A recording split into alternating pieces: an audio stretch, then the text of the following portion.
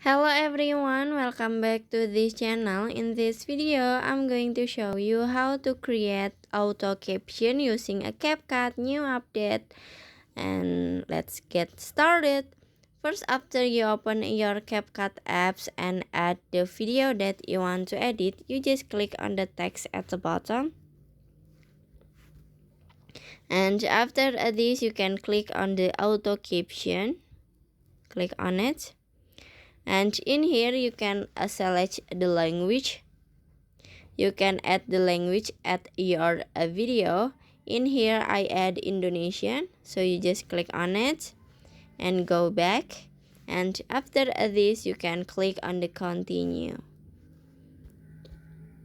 and after this you can please waiting.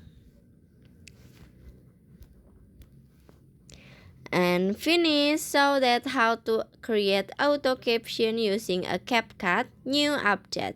I hope you found this video to be helpful. If you enjoy with the content, please consider like, comment, and subscribe down below. Bye bye.